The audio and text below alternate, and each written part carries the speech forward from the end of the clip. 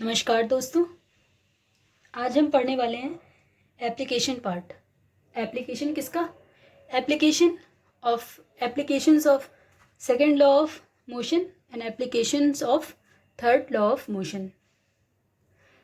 Applications इसलिए पढ़ रहे हैं क्योंकि हमारा जो कॉन्सेप्ट है related to second law of motion and third law of motion और क्लियर हो सके, है ना। जब हम डेली लाइफ में चीज़ों को देखें तो हम उन चीज़ों को अपने लॉज से कनेक्ट कर पाएँ, ताकि वो हमेशा के लिए हमें याद भी हो जाएंगी, तो वो पेपर का बेनिफिट है। बट हमें सब्जेक्ट भी अच्छा लगने लगेगा, क्योंकि हमें इंटरेस्टिंग लगेंगी चीज़ें कि अच्छा ये सब होता है, अच्छा ये लॉ इसमें अप्लाई हो रहा है। तो इस तरह से हमें फिज़िक्स भी अच्छी लगेगी। तो एप्लीकेशन पार्ट में सबसे पहले हम पढ़ेंगे applications of Newton's second law of motion.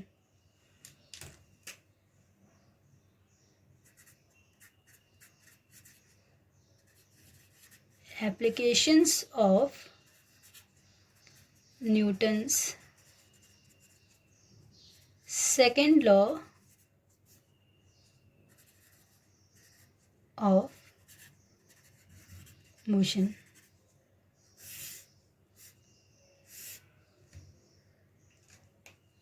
इसमें पहला एप्लीकेशन पढ़ेंगे कैचिंग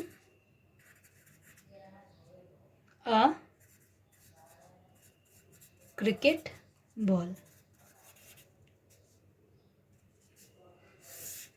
पहले तो हम बात करेंगे कि न्यूटन का सेकंड लॉ क्या है। न्यूटन्स सेकंड लॉ क्या है?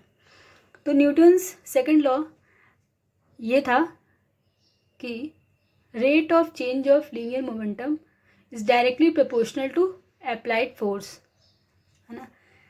फर्स्ट लेक्चर में ये हमने पढ़ा, ठीक है, कि जो rate of change of momentum है वो डायरेक्टली प्रोपोर्शनल है अप्लाइड फोर्स के। ठीक, अब हम इसका एप्लीकेशन पढ़ेंगे। फर्स्ट एप्लीकेशन है कैचिंग अ क्रिकेट बॉल। ठीक, तो कैचिंग अ क्रिकेट बॉल, जब आपने फील्डर को ऑब्जर्व किया, क्रिकेट तो सब देखते हैं, ठीक, फील्डर को आपने देखा है जब वो कैच करने वाला होता है बॉल को, तो हमारी जब बॉल है, बॉल बहुत तेज़ी से आ रही होती है ना, तेज़ी से आ रही होती है फील्डर के पास, तो बॉल के पास क्या होगी? हाई वेलोसिटी होगी, बॉल की हाई वेलोसिटी होगी, और मास तो बॉल का है, ठीक। Due to the high velocity of the ball, ball के पास क्या है? बहुत हाई मोमेंटम है, बहुत ज़्यादा मोमेंटम है। मोमेंटम क्या था? Mass into velocity. मोमेंटम था हमारा मास इनटू वेलोसिटी। तो बहुत ज़्यादा हाई स्पीड की वजह से उस बॉल का मोमेंटम बहुत ज़्यादा है। मोमेंटम एक तरह की हम लोग बोल रहे हैं कि उसके पास क्षमता ज़्यादा है ना, कि मोमेंटम स्ट्राइक करने की, है ना। जैसे ही अगर वो डायरेक्टली कोई फील्डर उसको कैच करता है तो उसको उसका जो हाथ है ना, वो इंजर्ड हो सकता है। लेकिन जैसे ही फील्डर कैच करने वाला होता है बॉल को, वो थोड़ा सा अपने हाथ को पीछे कर लेता है, हाथों को पीछे कर लेता है। ऐसा क्यों करता है? कि जैसे ही बॉल उसके हाथों को टच करने वाली होती है, वो थोड़ा सा पीछे और हो गया, और बॉल को थोड़ा सा टाइम मिल गया। बॉल को क्या मिल गया? थोड़ा सा टाइम मिल गया बॉल की मोमेंटम को धीमा करने के लिए। बॉल की मोमेंटम को धीमा करने के लिए उतने कुछ सेकेंड्स में ही उस बॉल का मोमेंटम क्या हो जाएगा? थोड़ा सा और रिड्यूस हो जाएगा। मोमेंटम रिड्यूस होने के बाद अब जब फील्डर बॉल को कैच करेगा तो क्या होगा? उसके हाथों को उतना हर्ट नहीं फील होगा, ठीक है, वो इजीली कैच कर सकता है। लेकिन अगर डायरेक्टली वो कैच करता तो उसके हाथों में चोट भी लग सकती थी। तो this is the reason behind कि फील्डर अपने हाथों को पीछे क्यों कर लेता है थोड़ा सा, ठीक है। अब अगर हम सेकेंड एप्लीकेशन की बात करें, the case of high jumper. The case of high jumper athletes, अभी ओलंपिक भी होने वाले थे 2020 में, कोरोना की वजह से 2021 में शिफ्ट कर दिए गए हैं। ठीक, तो हाई जंपर का केस है, जैसे बहुत ऊंची कूद होती है ना, कूदते हैं लोग, तो हाई जंपिंग के बाद वो किसी सरफेस पे गिरेंगे, तो सरफेस उनके लिए कैसी बनाई जाती है, या तो कुशन टाइप में होता है कुछ, या सैंड वगैरह का ढेर होता है ना, उस पर जंपर्स क्या होते हैं, कूदते हैं। क्यों कूदते हैं ऐसा? अच्छा, जब वो इतनी हाई स्पीड से, बहुत हाई स्पीड से नीचे ग्राउंड पे आएंगे, तो उनके पास क्या होगा, मोमेंटम हाई होगा। मोमेंटम हाई होगा क्योंकि मास तो है उनके पास, वेलोसिटी भी है, तो मास इंटू वेलोसिटी बन के क्या हो गया, मोमेंटम। और जैसे ही वो अगर सॉफ्ट सरफेस पे गिरते हैं, तो उनका जो मोमेंटम है वो स्मूथली रिड्यूस होता है। कैसे रिड्यूस होता है? स्मूथली रिड्यूस होता है ना, तो उनको इतना पेन भी नहीं होता है क्योंकि स्मूथली रिड्यूस हुआ। लेकिन अगर इसके अपोजिट उनको किसी हार्ड सरफेस पे गिराया जाए, तो क्या होगा, उनको, उनका जो मोमेंटम है वो बिल्कुल एकदम से ज़ीरो हो जाएगा। और जब एकदम से ज़ीरो होगा तो उनको चोट भी लग सकती है। So this is the second example, very easy है ना। बस मोमेंटम का कॉन्सेप्ट देख रहे हैं कि मोमेंटम, उस हर एक बॉडी के पास मोमेंटम होगा जिसके पास मास है और वेलोसिटी है। ठीक है, तो मास एंड वेलोसिटी का प्रोडक्ट ही क्या था, मोमेंटम। और मोमेंटम कितने टाइम के लिए धीमा या तेज हो रहा है, जैसे हमने कुछ टाइम दे दिया ना बॉडी को धीमा, अपनी स्पीड को धीमा करने के लिए, तो उतने ही टाइम में जो फोर्स अप्लाई होगा, फोर्स, तो वो फोर्स कम लगेगा। जैसे कैचिंग के केस में था कि अगर वो कैच को पकड़ने चलेगा तो क्या होगा, अब जो बॉल है उसकी स्पीड क्या हो गई, धीमी हो गई, तो धीमी हो गई तो वो इजीली कैच कर लेगा, उसके हाथों को हर्ट भी नहीं होगा। ठीक है, थर्ड एप्लीकेशन हम पढ़ सकते हैं। Third application, the use of seat belts in cars. The use of seat belts in cars. अब देखिए, आजकल की जो मॉडर्न कार्स हैं उसमें सब में सीट बेल्ट्स का प्रावधान होता है। सीट बेल्ट्स हमारी सेफ्टी के लिए ही होती हैं। ठीक है, तो जो सीट बेल्ट्स होती हैं वो इसीलिए लगाई ही जाती हैं कि जब बहुत तेज़ स्पीड से कार चल रही होती है और एकदम से अगर हमें ब्रेक लगाना पड़ जाए, तो उस कार के पास, है ना, due to high inertia, car क्या करेगी, कार के पास पहले से मोमेंटम था, जैसे ही कार रुकेगी तो वो उसका मोमेंटम क्या होगा, एकदम से ज़ीरो होने की कोशिश करेगा, है ना, एकदम से ज़ीरो होने की कोशिश करेगा। लेकिन अब जैसे ही बेल्ट लगी है तो बेल्ट हमें क्या करेगी, हम आगे झुकने वाले होंगे एकदम से जैसे ही कार रुकेगी, लेकिन हमारी जो सीट बेल्ट है वो हमें क्या करेगी, थोड़ा सा रोक लेगी, कुछ सेकंड्स के लिए ही रोक लेगी, और उतने टाइम में जो गाड़ी का मोमेंटम है वो हल्का सा स्पीड है वो थोड़ी सी मेंटेन हो जाएगी, मतलब रिड्यूस हो जाएगी धीमे धीमे। जैसे ही वो रिड्यूस होगी हमें टाइम मिल जाएगा और हम झुकेंगे, लेकिन हम कार पे स्ट्राइक नहीं करेंगे, है ना, जिससे हमें चोट नहीं लगती है, हम सेफ रहते हैं। तो सीट बेल्ट लगाने का यही है कि रीज़न, कि जैसे ही कार ब्रेक लगाकर स्टॉप हुई, हम एकदम से आगे नहीं झुकेंगे, सीट बेल्ट की वजह से हम थोड़ा सा रुक जाएंगे, हल्के सेकंड के लिए, और मोमेंटम उसका थोड़ा सा कम हो जाएगा, मतलब बहुत ही धीमे धीमे रिड्यूस होगा, तो उसके चलते हम एकदम से स्ट्राइक नहीं करेंगे और हमें चोट नहीं आएगी। तो these are the some applications of second law of motion. अब हम पढ़ेंगे applications of third law, Newton's third law of motion. Applications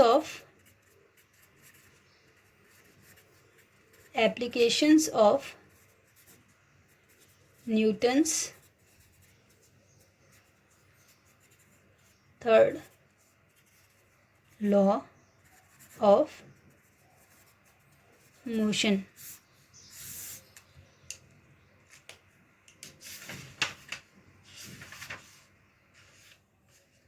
अब हम इसमें पहले पढ़ने वाले हैं, जैसे बहुत इंटरेस्टिंग फैक्ट है, how to walk, how to we walk. हम चल कैसे पाते हैं, है ना। कभी सोचा नहीं हम चल क्यों पाते हैं, लेकिन जब हम 9th क्लास में हैं और फिज़िक्स पढ़ी तो दिमाग में एक क्वेश्चन आने लगेगा कि हम चलते क्यों हैं, ठीक है, चल कैसे पाते हैं। तो जब हम ग्राउंड पे चलते हैं ना, तो हम क्या करते हैं, अपने पैरों को फ्लोर पर पुश करते हुए चलते हैं। पुश करते हुए यानी बैकवर्ड डायरेक्शन में पुश करते हैं। अब उसको गौर कीजिएगा कि जब हम चलते हैं तो हम फ्लोर को बैकवर्ड डायरेक्शन में एक फोर्स देते हैं, जिसके चलते जो ग्राउंड होता है वो हमारे पैरों को फॉरवर्ड डायरेक्शन में एक फोर्स देता है और हम इजली फॉरवर्ड डायरेक्शन में मूव कर पाते हैं, ठीक है। तो इस तरह हम चलते हैं कि हमने पिछली बैकवर्ड डायरेक्शन में एक फोर्स लगाया और ग्राउंड ने फॉरवर्ड डायरेक्शन में उतना ही इक्वल फोर्स लगा दिया, ठीक है। अब ये एप्लीकेशन है Newton's third law of motion का। Newton's third law of motion क्या था ये डिस्कस करना मैं भूल गई। वैसे लास्ट लेक्चर में मैं डिस्कस कर चुकी हूँ कि एक्शन एंड रिएक्शन का लॉ था कि हम किसी भी बॉडी पर जितना फोर्स अप्लाई करेंगे वो बॉडी उतना ही equal and opposite force reverse direction में वापस हम पर अप्लाई करेगी। तो ये हमारा न्यूटन का थर्ड लॉ था और जिसका हम पहला एप्लीकेशन पढ़ चुके हैं, हाउ टू वी वॉक, ठीक है। लेकिन अगर हम बात करें ऐसे कोई स्लिपी है ना, बहुत ज़्यादा स्लिप हो रही है कोई फ्लोर, तो वहाँ पर चलना भी कठिन होता है। ऐसा इसलिए होता है क्योंकि फ्लोर एंड हमारे पैरों के बीच का फ्रिक्शन फोर्स जो है वो कम हो जाता है ना। फ्रिक्शन जैसे ही कम होगा हम फोर्स अप्लाई नहीं कर पाएंगे। फोर्स जितना अप्लाई करेंगे, अप्लाई इतना नहीं कर पाते हैं कि फ्लोर उतना ही फॉरवर्ड डायरेक्शन में हमें मोशन प्रोवाइड कर पाए। तो हम बहुत धीमा धीमा चलते हैं, है ना। जहाँ पे स्लिप होता है वो बहुत धीमा धीमा चलते हैं, है ना, ताकि हमारा जो फोर्स, हमारा जो पैर है, जो फोर्स फ्लोर पे अप्लाई कर रहा है वो ज़्यादा करे और उसके रिवर्स डायरेक्शन में फ्लोर उतना ही फोर्स हमारे पैरों को प्रोवाइड करे। तो this is the reason behind how to we walk. Second example ले सकते हैं, जैसे स्विमिंग का ले सकते हैं। स्विमिंग का ले सकते हैं, स्विमिंग। जब कोई स्विमर, मतलब अगर हम तैरते हुए लोगों को देखते हैं तो स्विमिंग पूल में कोई भी तैराक क्या करता है, अपने हाथों से पानी को पीछे करता है, अपने हाथों से पैरों को, अपने हाथों से पानी को पीछे करता है। वो बैकवर्ड डायरेक्शन में अपने आसपास के पानी को क्या करता है, पीछे करता है बैकवर्ड डायरेक्शन में। और पानी क्या करती है, उतना ही जितना फोर्स उस मैन ने पानी पर अप्लाई करके उसको पीछे किया, उतना ही इक्वल एंड अपोजिट फोर्स पानी उस मैन की बॉडी पर अप्लाई करती है और वो फॉरवर्ड डायरेक्शन में स्विम कर पाता है। तो यहाँ पर भी एक्शन एंड रिएक्शन का कॉन्सेप्ट अप्लाई होता है। अब थर्ड एग्जाम्पल हम लोग ले सकते हैं केस ऑफ रॉकेट का। थर्ड एग्जाम्पल ले सकते हैं केस ऑफ अ रॉकेट।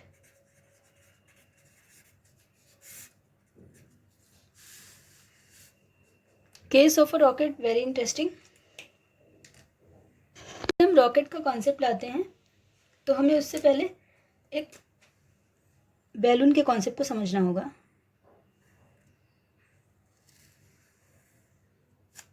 ठीक है, अब मान लीजिए कि इस बैलून में क्या है, एयर है, और एयर हमने हल्का सा इसको खोला और इसमें जितनी भी एयर थी वो कहाँ से बाहर निकल गई, बाहर निकल रही है। अब देखिए जैसे एयर बैकवर्ड डायरेक्शन में पीछे की तरफ निकलेगी, बैकवर्ड डायरेक्शन में ये बैलून क्या करेगा, अपवर्ड डायरेक्शन में मूव होता है ना। जो एयर का प्रेशर जितना पीछे फोर्स अप्लाई कर रही है, उतना ही इक्वल फोर्स इस बैलून पर भी पड़ेगा और ये बैलून अपवर्ड डायरेक्शन में मूव करने लगता है। यही सेम कॉन्सेप्ट हम रॉकेट के लिए यूज़ करते हैं।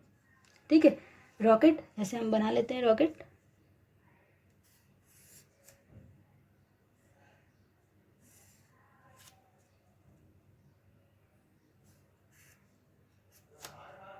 रॉकेट, ठीक,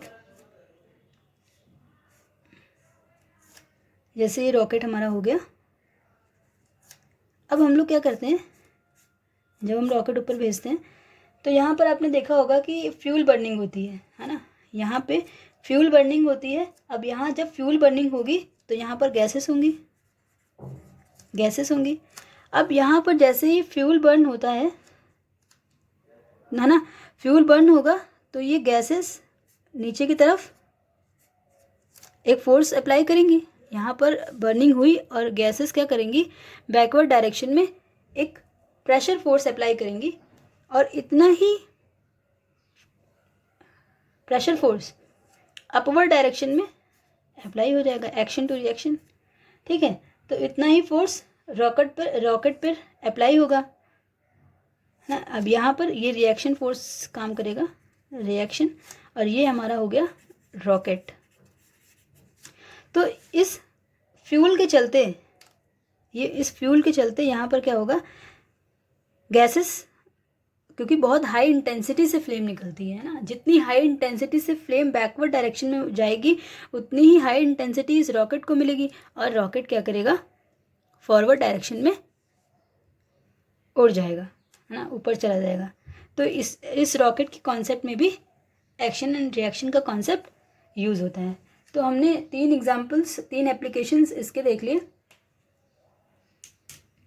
और हम डिस्कस कर सकते हैं, बहुत सारे हमारे डेली लाइफ में हैं एग्जाम्पल्स। लाइक बोट का एग्जाम्पल है ना, जैसे कोई बोटमैन होता है कि वो बोट कैसे मोशन करती है ना। बोटमैन क्या करता है, जो उसके ओर्स होते हैं ना, तो उस ओर से पानी को क्या करता है, बैकवर्ड डायरेक्शन में मूव करता है और जितना तेज़ी से कोई बोटमैन पानी को पीछे करता है उतनी तेज़ी से उसकी नाव आगे बढ़ती है।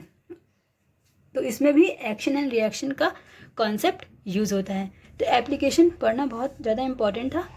ठीक है, तो आज के लेक्चर में इतने ही कॉन्सेप्ट्स हैं, इतने ही एप्लीकेशंस हम लोग पढ़ पाएँ और आगे बहुत सारे हैं, अपनी डेली लाइफ में ऑब्जर्व कीजिए। मिलते हैं नेक्स्ट लेक्चर में, तब तक के लिए पढ़ते रहिए, खुश रहिए। Thank you for watching, good bye.